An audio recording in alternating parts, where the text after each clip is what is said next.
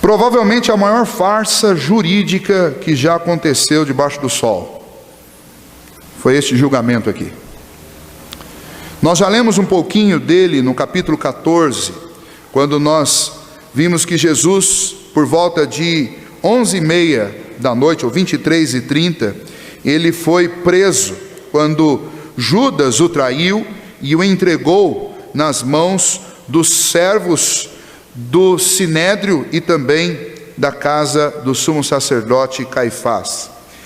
E então, nós lemos no capítulo 14, que um julgamento falso, um julgamento completamente fora dos padrões, um julgamento que não respondia àquilo que era a norma, tanto dos judeus, quanto também do direito romano, que nesta época era o direito que predominava sobre a nação de Israel.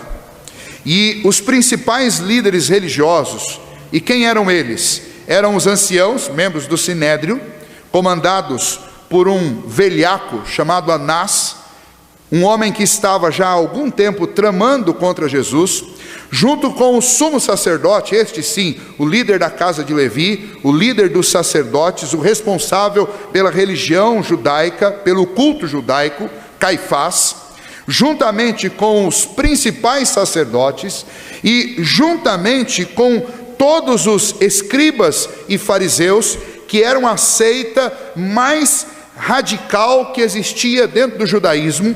Este grupo tramava contra Jesus, e este grupo se reuniu na casa do sumo sacerdote Caifás, e na calada da noite, algo entre meia-noite e 2h da manhã, eles fizeram um julgamento absolutamente arbitrário contra Jesus. Eles trouxeram testemunhas falsas, e essas testemunhas falavam e acusavam Jesus de muitas coisas, mas em nenhuma delas eles encontravam a verdade. E o resultado foi que, segundo Marcos, todos falavam, mas não havia coerência entre o que eles diziam. Então Anás, ele toma a palavra tentando resolver o problema, e ele começa a citar ou recitar coisas que Jesus disse. Ele disse: olha, o Senhor falou que destruiria o templo, e o reedificaria em 3 dias. Destruiria o templo não feito por mãos humanas, e reedificaria um templo não feito por mãos humanas. Você não vai encontrar essa declaração nos evangelhos. Você vai encontrar sim Jesus dizendo que os judeus seriam responsáveis pela destruição do templo. Você vai encontrar sim Jesus, especialmente você vai achar isso em Marcos 8, em Marcos 11, Jesus defendendo o templo, ao ponto que o próprio Senhor Jesus vai ele mesmo com um chicote limpar o pátio do templo, porque o pátio do templo tinha virado lugar de câmbio, de comércio. Então essas acusações falsas vão sendo feitas contra Jesus, e Jesus permanece em silêncio, até o ponto que Anás diz para o Senhor Jesus: você é o Filho de Deus, porque nós ouvimos que você afirma ser o Filho de Deus. E então Jesus disse: você diz isso, e você verá, Jesus responde, o Filho de Deus assentado à direita de Deus Pai e vindo sobre as nuvens. E então, quando Jesus diz isso, Marcos relata, você pode ver isso lá nos versículos, a partir do versículo 43 do capítulo 14, o sacerdote Anás, ele rasga a roupa dele, e então ele diz: é blasfêmia, o que vocês querem mais? Digam. E aí todos os sacerdotes e principais que estavam ali, dos sacerdotes, os anciãos, todos eles começaram a concordar e dizer que ele era culpado. O problema é que esta era uma farsa jurídica, e aí algumas dificuldades eles tinham que encarar. Primeiro, eles não poderiam promulgar nenhuma sentença contra ninguém durante a noite. Este era um princípio jurídico lá em Jerusalém, era um princípio do direito romano, que você não promulga sentença de noite. Isso era uma questão. A segunda, como eles estavam debaixo do poder de Roma, eles não podiam sentenciar ninguém à pena capital, e o que eles queriam para Jesus era a pena capital. E então o que eles fazem? Eles vão mandar açoitar, eles entregam Jesus preso, e ele começa a ser esbofeteado, esmurrado e cuspido na face pelos soldados, e eles precisam aguardar até o amanhecer para levar Jesus. Pilatos era o governador daquela região, ele era o pretor naquela região, ele respondia por todas as questões, inclusive as questões jurídicas ali. E a não ser que Pilatos condenasse Jesus à pena capital, promulgasse essa sentença durante o dia, Jesus não poderia ser então morto, como os principais sacerdotes e os escribas queriam. Mas ainda além disso, existia um outro problema. Durante o período da festa, especialmente desta festa da Páscoa, não poderia se executar lá em Jerusalém nenhuma pena capital. Este era um período de neutralidade, esse era um período em que as atenções estavam voltadas para a libertação do Egito, a recordação daquela libertação gloriosa que Deus tinha feito. E as atenções naquela época não poderiam ser divididas com uma cena como a cena de aplicação de uma pena capital. Um outro problema ainda estava envolvendo essa questão toda e esta farsa que esses judeus estavam montando. Toda pessoa condenada à pena capital lá em Jerusalém, ou debaixo dos domínios romanos, ela tinha o direito, primeiro, de depois de ser condenada, ter 24 horas para que a sentença dela fosse promulgada, fosse publicada. Então, 24 horas deveriam ser esperadas entre a condenação no tribunal e a propagação pública da sentença. Segundo problema, eles tinham que esperar 24 horas desde a proclamação da sentença até a execução da sentença. Portanto, 48 horas entre o veredito do tribunal à execução do réu. E esse tempo era permitido, era dado para que, se houvesse alguma prova, alguém pudesse buscá-la para que houvesse apelação ainda daquela pena capital. Essas são questões que estavam envolvendo o direito naquela época lá em Jerusalém. Mas com todas essas questões em jogo, nós encontramos Jesus sendo preso à noite, sendo julgado de madrugada, pela manhã ele é levado a Pôncio Pilatos, e Pôncio Pilatos então faz esse interrogatório que nós acabamos de ler aqui no capítulo 15. Jesus é questionado por Pilatos a respeito da veracidade daquilo que ele estava sendo acusado. Jesus permanece em silêncio, ele não responde. Pilatos, no versículo 2, diz: és tu o rei dos judeus? E se ele afirmasse que sim, ele teria um grande problema, porque se ele afirmasse que sim, então ele poderia ser acusado de conspiração contra o rei Herodes e contra o governador Pilatos. Se ele dissesse que não, ele estaria negando aquilo que é a verdade a respeito dele. De fato, ele é o rei. Então Jesus estava entre a resposta que todos queriam e então a promulgação da pena capital, estava entre a resposta que ele poderia dar e poderia livrar-se de todo aquele problema, se essa fosse a vontade dele. Mas isso negaria a sua própria natureza, que é a natureza de rei, porque verdadeiramente ele é o rei. E então qual é a resposta que Jesus dá? Jesus responde: tu o dizes. Ou seja, é você que está afirmando isso. E então Pilatos continua, e os principais sacerdotes, eles continuam acusando Jesus. E chega uma hora que o silêncio de Jesus incomoda a tal ponto Pilatos, que Pilatos percebe que o que está acontecendo ali é uma grande tramóia, é uma grande farsa. E então Pilatos se dirige a Jesus e diz assim: olha, eu não encontro a acusação em você, mas se você tem que se defender, você não se defende. Versículo 15 diz: porém, Jesus não respondeu palavra, a ponto de Pilatos se admirar. Se nós pegarmos os outros evangelistas, chega um momento, parece muito particular entre Pilatos e Jesus, que Pilatos diz para Jesus: olha, está nas minhas mãos o poder de condenar você à morte ou de libertar você. E aí sim Jesus responde, Jesus diz: na realidade você não tem poder algum, ninguém tira a vida do Filho de Deus, muito pelo contrário, Ele a dá. Em outras palavras, Jesus estava dizendo para ele assim: olha, eu estou no meio dessa farsa aqui, inocente, injustiçado, porque eu quero, porque eu estou fazendo a vontade do meu Pai, não porque está entre os religiosos ou entre os políticos o poder de me tirar a vida ou de me prender. E então nós começamos a enxergar que algo muito maior está acontecendo aqui do que esta farsa. Quanto à farsa jurídica, o desfecho nós já sabemos.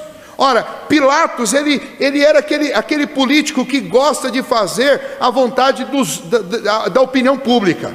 Ele é aquele cara que gosta de ser politicamente correto. Ele é aquele cara que não quer contrariar ninguém. E então a multidão está em alvoroço, porque os religiosos, os principais sacerdotes, os anciãos, aqueles escribas e fariseus tinham seus seguidores, e daquela madrugada, das 2 horas da manhã até as 8 horas da manhã da sexta-feira, eles instigaram o povo a pedir a cabeça de Jesus. E aquela multidão alvoroçada no pátio da casa de Pilatos, Pilatos querendo entender o que a multidão queria, ele chega num determinado momento e ele propõe algo interessante. Versículo 6 diz: ora, por ocasião da festa era costume soltar ao povo um dos presos, qualquer que eles pedissem. Havia um chamado Barrabás. Esse Barrabás era um criminoso bem conhecido na cidade, e especialmente nessa circunstância ele está preso, porque ele junto com alguns outros amotinadores, ele junto com alguns outros rebeldes, eles atentaram contra a vida de uma pessoa, e eles cometeram suicídio, por isso eles estavam presos. E então Barrabás se torna de um bandido comum, ele se torna agora uma figura que cabe perfeitamente naquilo que aquela multidão queria. Aquela multidão queria algum jeito para entregar Jesus, para que ele fosse morto. Os sumos sacerdotes já tinham tramado, os escribas tinham tramado, os anciãos tinham falsificado aquele tribunal, tinham validado aquele tribunal. Pilatos estava diante de um homem inocente, ele sabia que era inocente, mas estava diante de uma multidão e de um grupo de religiosos que estavam sedentos por sangue, por ver o sangue de Cristo sendo derramado. E então ele vai propor que aquela multidão faça a escolha. E ele vai dizer: olha, então é o seguinte, o que vocês querem que eu faça?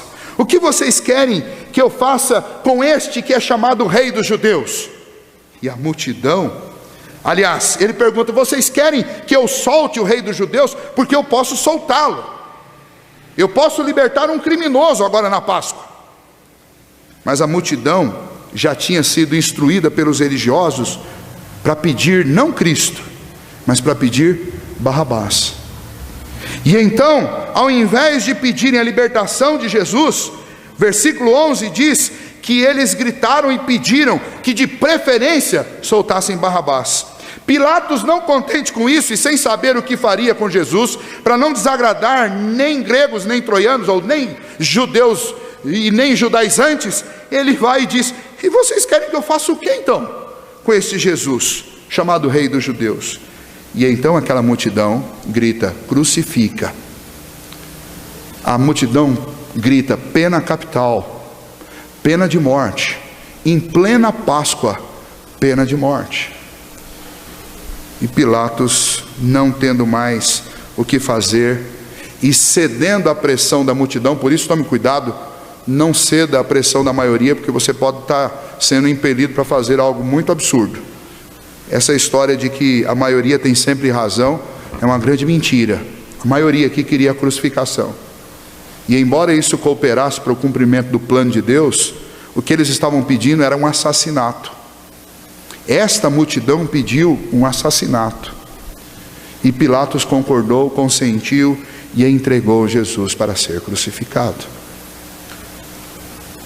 Vindo para o nosso tempo agora, tem um advogado, que alguns estão dizendo que ele é maluco, eu particularmente acho que ele é meio equivocado, mas tem um advogado queniano, os advogados aqui da igreja devem já ter ouvido essa história. Tem um advogado queniano chamado Indides, que ele está apelando à Suprema Corte Internacional para rejulgar o caso da condenação de Jesus. Ele tem lá os argumentos dele, você pode procurar na internet lá, este advogado que quer levar os judeus e levar especialmente o nome do imperador da época, o nome de Pilatos, o nome de Caifás, o nome de Herodes e o nome do líder do Sinédrio, Anás, para ser rejulgado na corte, na Suprema Corte Internacional. Dão risada dele à torto e à direito. Mas uma coisa interessante quando nós pensamos sobre isso é que esta farsa jurídica que achou o seu lugar, o seu espaço no tempo e entre aquelas pessoas daquela época, ela foi absolutamente necessária. Eu não preciso de nenhum advogado para provar que Jesus é inocente. Qualquer um pode ler este texto e saber que Jesus era inocente.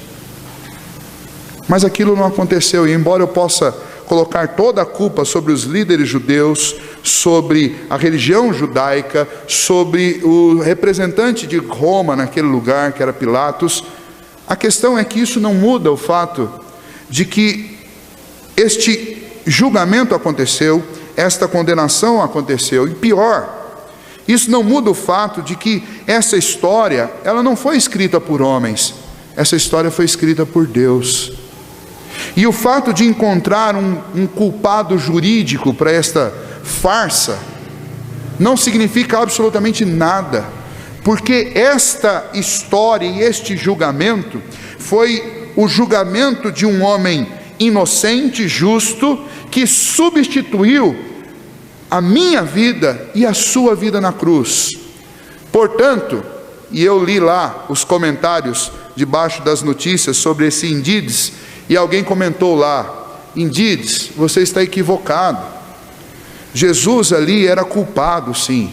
O julgamento foi abrupto, foi fora dos padrões, mas Jesus era culpado, sim.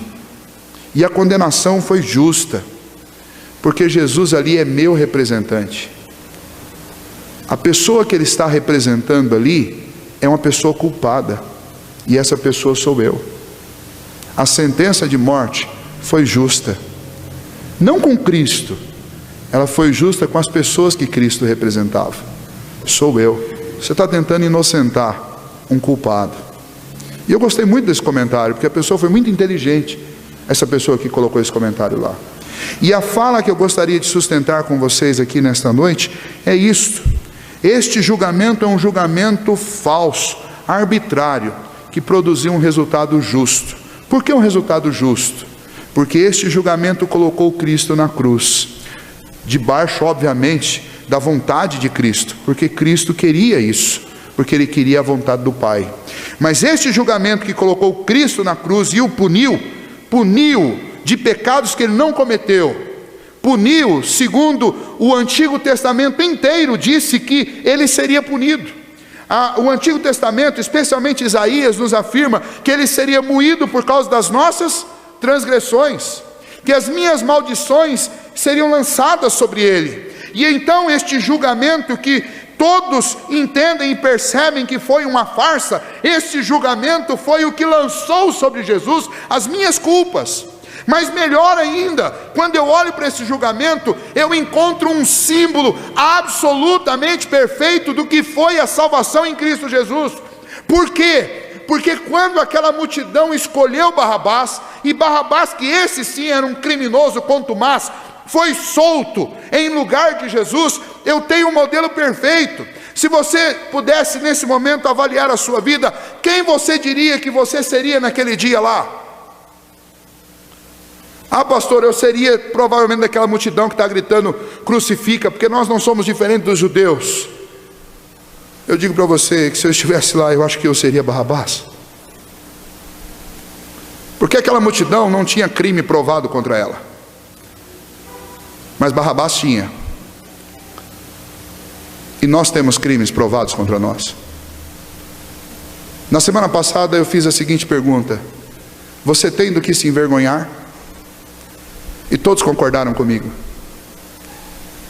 Eu não sei nada sobre aquela multidão que gritou crucifica, a não ser que eles comeram o pão que Jesus multiplicou, que muitos deles foram curados por Jesus, mas eu não posso falar sobre a moral deles, mas eu posso falar sobre a minha. Se eu preciso encontrar um personagem nessa história que é compatível comigo, esse personagem é Barrabás. Por que ele é compatível comigo? Porque eu sou um criminoso contumaz. Eu nasci no pecado, em iniquidade eu fui gerado. Eu estou debaixo de uma condenação, porque a Bíblia diz que o salário do pecado é a morte. Mas terceiro e mais importante, alguém foi para a cruz no meu lugar, e eu recebi a liberdade. E isso me torna absolutamente Barrabás. E então essa história, embora ela esteja envolta num mar de coisas arbitrárias e coisas esquisitas que aquele povo fez contra o santo Filho de Deus, ainda assim essa história retrata exatamente o que nós somos e exatamente o núcleo central da nossa fé. Que Cristo veio e nos substituiu nas nossas culpas e nos nossos pecados. O próprio Senhor Jesus disse para Pedro: Pedro, se eu não morrer, vocês não vão ser salvos. Se o grão não cair no chão, e se o grão não morrer, e se o grão não brotar, não há fruto. Assim também, se eu não for entregue, vocês não vão ser salvos. Quando é que achariam alguma coisa para condenar Jesus? Quando é que alguém acharia um crime para colocar Jesus na cruz? Jamais alguém acharia isso. Então, o Edídios não precisa ir defender Jesus no Supremo Tribunal Internacional, porque o que aconteceu lá, embora tenha sido um tribunal falso, foi um tribunal legítimo para cumprir o princípio, a vontade determinada de Deus, porque a não ser que o tribunal fosse falso, nada poderia colocar Cristo na cruz, porque ele não tinha pecado. Mas ele precisava ir para a cruz, então alguma coisa tinha que acontecer para ele ser condenado. Então as nossas mentiras, as nossas falsidades, as nossas imoralidades, as nossas arbitrariedades foram usadas por Deus para fazer a única coisa que poderia de fato nos salvar da morte e do inferno. As nossas arbitrariedades foram servidas por Deus para colocar Cristo na cruz. E eu gostaria de desafiar você a olhar para esse sacrifício a partir de agora, para esse tribunal desta maneira. E eu gostaria de trazer algumas aplicações sobre isso para a sua e para a minha vida, porque há muito que se ver aí, se aprender com o que aconteceu nessa circunstância.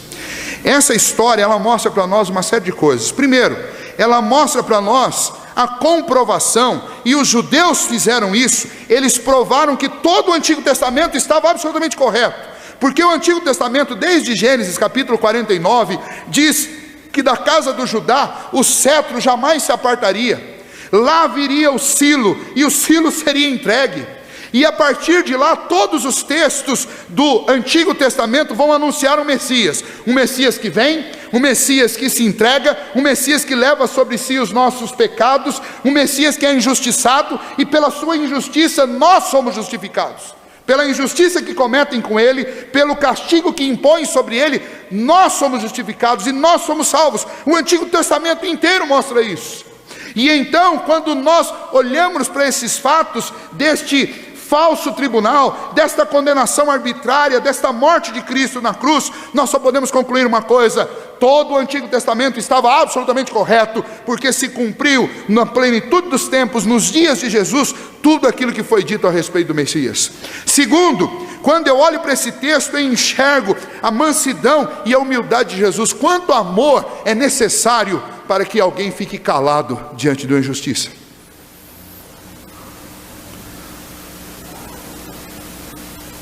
Quanto amor é necessário para você ficar calado quando você está sendo injustiçado? Quando alguém faz alguma coisa de errado contra a gente quer falar.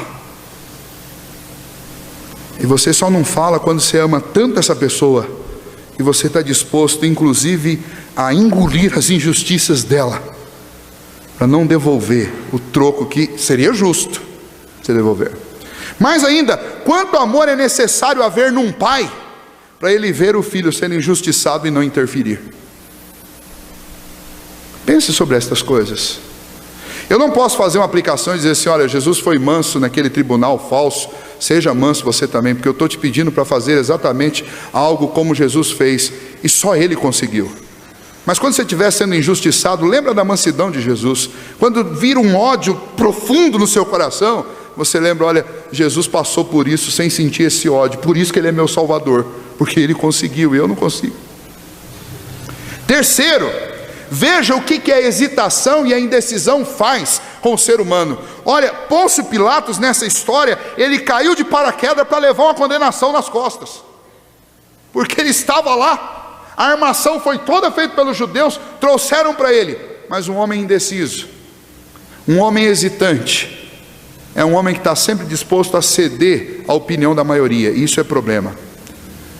Durante uns 6 meses eu fiquei aqui na igreja falando sobre convicção, convicção, convicção. E eu quero voltar nessa palavra com você nesse momento. Tenha convicção. Porque quando a gente não tem convicção do que a gente é e do que a gente crê, a gente começa a negociar princípios. E Pilatos era um homem sem convicções. E então ele estava diante de uma pessoa que ele tinha certeza que era inocente, mas ele não tinha convicção a respeito do que ele tinha que fazer. Ora, o que um juiz tem que fazer diante de um inocente, se não inocentá-lo?